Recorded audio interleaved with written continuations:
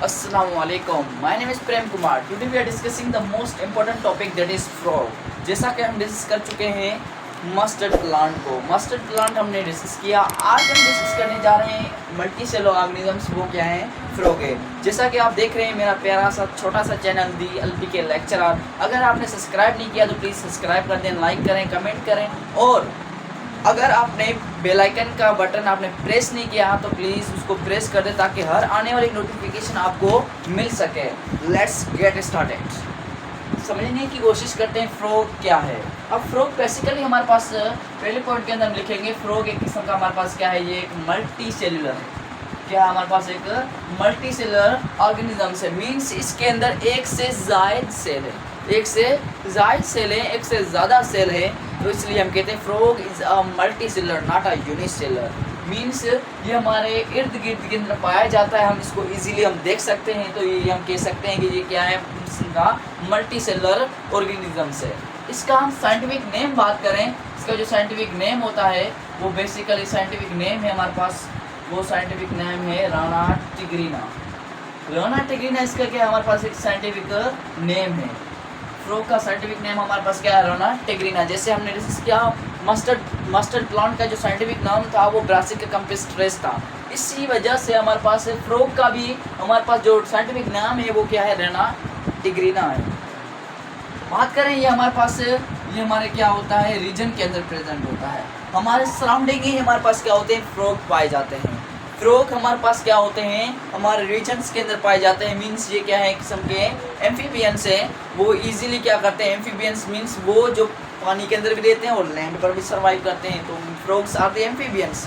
Frog क्या हमारे पास एक किस्म के एम्फीबियंस होते हैं। एम्फीबियंस का मतलब ये हुआ कि ये लैंड पर भी सर्वाइव करते हैं, वाटर के अंदर भी क्या करते हैं, सर्वाइव करते हैं। कौन करते हैं, हमारे पास फ्रॉग। ये हमारे पास इजीली रीजन के अंदर पाए जाते हैं। There is no neck, there is no neck, इसके पास गर्दन नहीं होती। Frog has no neck means इसके पास गर्दन नहीं होती। इसके हमारे पास इसकी जो बॉडी होती है, its body divided into two parts. इसकी बॉडी होती है वो डिवाइडेड है इनटू टू पार्ट्स। दो पार्ट्स के अंदर इसकी बॉडी क्या होती है, हमारे पास डिवाइडेड होती है। एक हमारे पास होता है वो ऊपर वाला हिस्सा होता है जिसे हम कहते हैं हेड।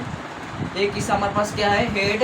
दूसरा हिस्सा हमारे पास क्या है, ट्रंक। एक हिस्सा हेड, दूसरा हिस्सा क्या है हमारे पास, ट्रंक। मीन्स ऊपर वाला हिस्सा जो हेड कहलाएगा, जो बाकी जो भी हिस्सा होगा, पाँव वाला हिस्सा, जो पेट वाला हिस्सा होगा, वो क्या कहलाता है, वो ट्रंक के अंदर आता है।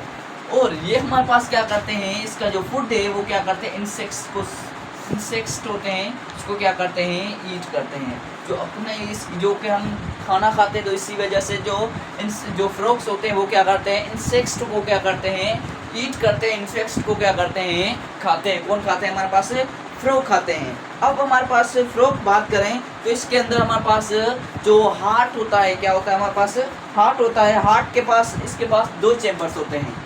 इसके अंदर क्या होगा हमारे पास, हार्ट से, इसका क्या है हमारे पास, हार्ट्स के हमारे पास इसके पास तीन चैम्बर्स होते हैं। इसके पास कितने चैम्बर्स होते हैं, तीन चैम्बर्स होते हैं। जैसे हमारे हार्ट्स के अंदर 4 चैम्बर्स है। अपर 2 chambers called atria, lower 2 chambers called ventricles. इस सेम एज फ्रॉग के अंदर 3 चैम्बर्स है।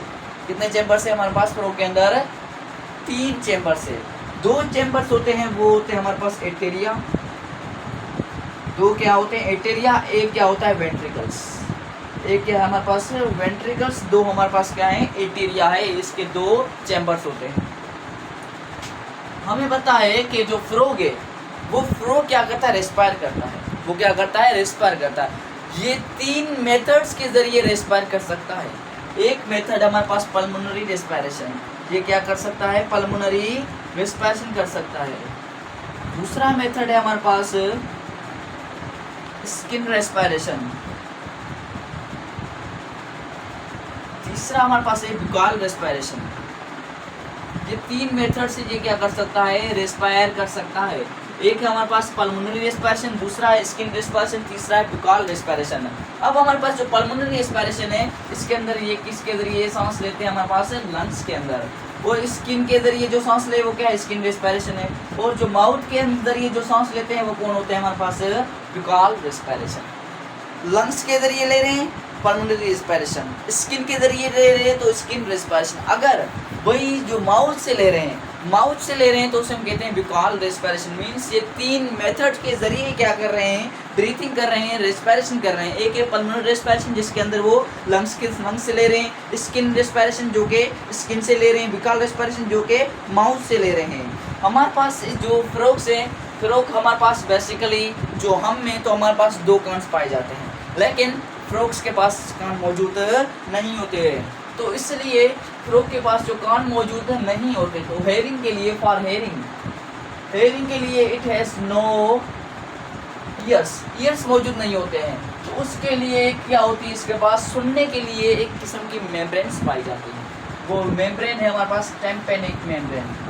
कौन सी मेम्ब्रेन है हमारे पास, टेम्पेनिक मेम्ब्रेन। ये हमारे पास इसके अंदर फ्रोक के अंदर ब्रेन के बिल्कुल फ्रंट पर पाई जाती हैं, वो जिसके जरिए वो क्या करते हैं, इजीली क्या करते हैं, वॉइस को क्या करते हैं, सुनते हैं। टेम्पेनिक मेम्ब्रेन्स होती है, ये इसके पास हेयरिंग के लिए क्या होती है, पाई जाती है। जैसे हमारे पास जो कान है तो उसके पास कान नहीं होते, उसके पास मेम्ब्रेन्स होती हैं। उस मेम्ब्रेन्स को हम कहते हैं टेम्पेनिक मेम्ब्रेन, जिसके जरिए वो क्या करते हैं, वॉइस को आइडेंटिफाई करते हैं, साउंड को इजीली लिसन कर सकते हैं through the tympanic membrane. Tympanic membrane के जरिए ये कर सकते हैं, ये सुन सकते हैं। इसके पास सुनने के लिए कान नहीं होते, तो इसके पास क्या होती है, किस्म की मेम्ब्रेन होती है। उस मेम्ब्रेन को क्या कहते हैं, टेम्पेनिक मेम्ब्रेन। इन रेनी सीजन, जो रेनी सीजन है, फ्रोक्स होते हैं वो ज़्यादा होते हैं। रेनी सीजन के जब बारिश होती है, तो उसके अंदर क्या होता है, हमारे पास बारिश के दौरान मेंढक ज़्यादा होते हैं। Because it lay eggs, because उनको क्या करना होता है, ले एग्स। उसको जो एग्स होते हैं वो क्या करने होते हैं, ले करने होते हैं, ज़्यादा से ज़्यादा एग ले करते हैं। तो इसलिए वो रेनी सीजन के अंदर ज़्यादा से ज़्यादा पाए जाते हैं, ताकि वो एग है वो ज़्यादा अमाउंट के अंदर क्या कर सकें, ले कर सकें। इसलिए रेनी सीजन के अंदर उसकी अमाउंट है वो ज़्यादा होती है। अगर बात करें जो हमारे जो फ्रोक्स हैं, वो frocks basically in the winter season के अंदर, ये विंटर सीजन के अपने आप को क्या कर सकते हैं, बेरी कर लेते हैं, अपने आप को सॉइल के अंदर बेरी कर लेते हैं। द विंटर सीजन, सर्दियों के अंदर, उस प्रोसेस को कहा जाता है हाइबरनेशन।